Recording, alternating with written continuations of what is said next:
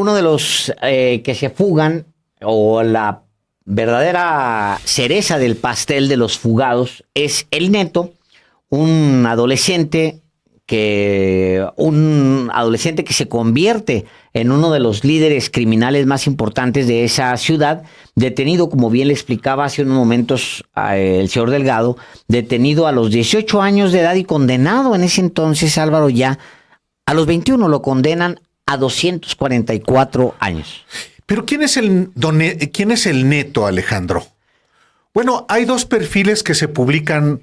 Uno es en El País, en el periódico español El País, de un escritor, Antonio Ortuño, y otro perfil muy interesante también que se publica en el Diario de Juárez sobre el mismo personaje. Sí, del perfil del Diario de Juárez me permito, usted lo va a poder ver íntegro en sinembargo.mx un poco más tarde, lo va a poder usted leer íntegro. Está firmado por el staff del Diario de Juárez por razones de seguridad. Este tipo de informaciones desde hace mucho tiempo se firman staff para no exponer a los muchachos, a los reporteros. Y le leo algunos de los párrafos, le leemos algunos de los párrafos del perfil del Diario de Juárez que se titula "Parezco malo, el Neto a los 21 años. El jefe Mejicle, ahora prófugo, es uno de los líderes criminales que más ha marcado a Juárez". Y comienza así. El Neto, ahora prófugo, es quizá uno de los líderes criminales que más han marcado a esta frontera, y sobre todo los archivos policiales y judiciales, con sus decenas de acusaciones por secuestro que le acumularon condenas por 244 años de cárcel a sus cortos 21 años de edad. Ernesto Alfredo Piñón de la Cruz y sus cómplices, incluidos menores de edad, fueron aprehendidos entre 2009 y 2010, años en que la conocida ciudad judicial parecía un hervidero ante las múltiples audiencias por secuestro en contra de los integrantes de estas bandas que aterrorizaron a los fronterizos. Para escoger a sus víctimas no había distinción, desde estudiantes de preparatoria hasta gerentes de maquila y mismos fiscales, quienes incluso fueron torturados, sufrieron amputaciones de dedos o fueron asesinados aún después de pagar su rescate, según se ventiló en los juicios y procesos en contra de Piñón de la Cruz. Sin dejar atrás las múltiples amenazas de muerte a los ministerios públicos que llevaban los casos y que más de una vez provocaron la suspensión de las audiencias por temor a que estos fueran atacados. Hubo incluso sentencias que se dictaron sin haber audiencia. Los jueces solo emitían los escritos, evitando así que tanto abogados como fiscales acudieran a la ciudad judicial. Sin embargo, Piñón de la Cruz, aún y con la lluvia de plagios imputados que se convirtieron en sólidas sentencias, sostuvo siempre ser inocente y haber sido usado y amenazado por las autoridades y sus propios compañeros para agarrar la muleta de todo. En una entrevista exclusiva hecha por el diario a El Neto, a finales de noviembre de 2010, ya recluido en el Cerezo Estatal 3 de esta frontera y con varios procesos encima, argumentó ser inocente, haber sido torturado y desde entonces fue claro en decir que iba a salir libre. Quizás algo inusual en comparación con cualquier otro reo que atravesara por un proceso de este delito grave, el Neto siempre mantuvo una mirada fija y segura al entrevistador, además de su sonrisa. Él contestó siempre sonriente todas las preguntas que se le hicieron. Esa fue precisamente una de las características de esta banda de secuestradores, pues no solo el Neto mostraba ese temple, sus cómplices sonreían en plena audiencia e incluso mientras sus víctimas relataban entre lágrimas lo vivido, se pudo observar al estar ahí a diario en los procesos y juicios que fueron, la mayoría, en audiencias públicas. No todo es cierto. No soy malo. ¿O parezco malo? ¿Verdad que no? Esto expresó el Neto entre risas Aquel joven de entonces 21 años, en la entrevista de 2010, al preguntarle qué significaban para él todas las acusaciones en su contra y los más de 100 años en condenas que llevaba acumulados hasta ese momento. Cuando yo llegué, había muchas declaraciones de El Lalo y ellos, además integrantes de la banda, y tenían a mi esposa y a mi mamá. Querían culparlas a ellas si no agarraba yo la muleta. ¿Usted qué va a hacer si tienen a su esposa y a su mamá? Decir sí, yo fui y ya, expresó sosteniendo la mirada. ¿Usted cree que a los 21 años voy a llevar más de 30 secuestros? Cuestionó el Neto con una sonrisa en el rostro, la cual no perdió en ningún momento.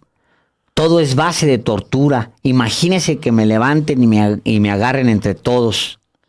Sí, me torturan y gacho, pero no crea que porque son cabrones, sino que son como 12 güeyes y a mí me torturan frente a mi mamá. A mí me encueraron todo, me amarraron a un colchón y mi mamá mirándome cómo me torturaron gacho, dijo al mostrar levemente las partes del cuerpo en las que había sido supuestamente torturado.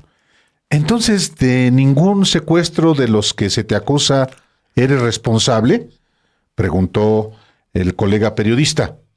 Y él respondió con su característica risa. No. Y enseguida reiteró que confiaba en que él saldría libre. ¿Aún tienes la esperanza de salir libre?, se le cuestionó al recordarle que eran 182 años los que llevaba acumulados en sentencias hasta ese momento. Y respondió, sí, ¿no? Y ahí terminaba la entrevista con una sonrisa del Neto que era llevado a su celda. Unos días después se dio su primer intento de fuga. El 7 de diciembre de 2010, un convoy de hombres armados atacó el vehículo oficial de la policía procesal en el que era trasladado el Neto y otros. A la altura del kilómetro 20, allá en Ciudad Juárez, se hizo la refriega y se pudo evitar su fuga en aquella ocasión. Sin embargo, Piñón de la Cruz resultó herido en un ojo, mientras que su cómplice César Vega Muñoz el Chilín sí logró ser sometido. Sí logró su cometido.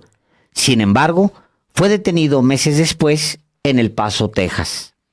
Tras ese primer intento de fuga, las autoridades decidieron trasladar a finales de diciembre de ese 2010 a los secuestradores a otros penales del país, además de seguir los procesos y juicios en su contra vía satélite. El revuelo de El Neto y su banda de secuestradores, todos de menos de 23 años de edad, fue tal que llegó un momento en el que las mismas autoridades decidieron dejar de formularle más cargos, pues para abril del 2011, el delincuente ya sumaba 244 años de cárcel. Toda su vida estaría en prisión, además de que estaba siendo demasiado costoso llevar las audiencias vía remota. Tiempo después, sin informar el porqué ni el momento exacto, el líder criminal fue devuelto al Cerezo Estatal número 3, ubicado en esa frontera, posicionándose de nuevo como cabecilla del grupo criminal Los Mexicles, junto con su cómplice, José Eduardo Soto Rodríguez, el Lalo, quienes, de acuerdo con testigos, gobernaban el penal, teniendo todos los privilegios posibles.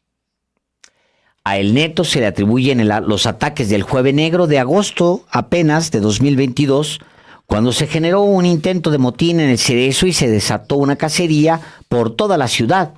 Una gasolinera baleada, un Oxxo incendiado con saldo de 2 mujeres muertas, el asesinato a balazos de 4 trabajadores de la radio por la Ejército Nacional, hechos que causaron pánico entre los fronterizos y provocaron casi un toque de queda en la ciudad, pues negocios cerraron y las personas se quedaron resguardadas en sus casas por todo el fin de semana.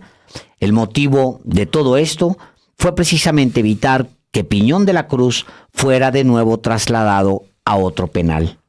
Ahora, este 1 de enero, Con un ataque que a todas luces se vio muy bien planeado, el Neto y otros 30 reos lograron su cometido. Se fugaron del Cerezo Estatal 3, mientras que 10 custodios y otros 7 reos fueron asesinados en la revuelta y otros 14 internos fueron heridos. La banda de los Netos, compuesta por jóvenes de entre 13 y 23 años de edad, acumuló más de 700 años de cárcel, liderando en el estado las sentencias más altas de la historia. Solo el Neto suma 244 años en condenas, sin tomar en cuenta los procesos que las autoridades decidieron ya no llevar a cabo al considerarlo ocioso. Con esos, la cuenta subiría. De acuerdo con las autoridades, a el Neto se le vincula con las bandas del Cabezón y el Doctor, así como otras más.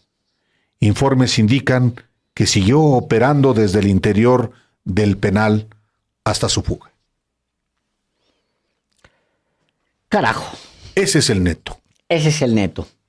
Hay otro perfil que también vale la pena, que ya no le vamos a ustedes a abundar demasiado, es del escritor Antonio Ortuño.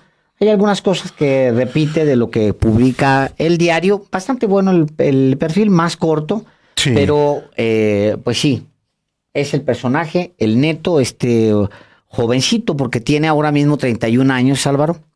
Está prófugo. Es un jovencito. Un jovencito, pero con vida. Una biografía criminal que lo hace evidentemente muy peligroso, junto con los otros 30 fugados que son, pues sí, ya asesinos que van a operar, van a seguir operando en Juárez junto con quienes los liberaron. Claro. Pues eso se va a desatar una carnicería. Bueno, se van a reincorporar a los grupos criminales que los esperaban afuera, que son los que les dieron el apoyo para liberarlos, pues y que son los que les daban armas y que son los que les ayudaban a meter droga, porque pues recordemos la lista que publica el día después el secretario Luis Crescencio Sandoval en la conferencia de prensa, la que muestra, pues habla de... Pues tienen el control de la droga allá adentro completito. Cocaína, heroína, marihuana, fentanilo, todo. 1.7 millones de pesos en efectivo y en su suelda. Sí, en droga, una caja fuerte. En una caja fuerte.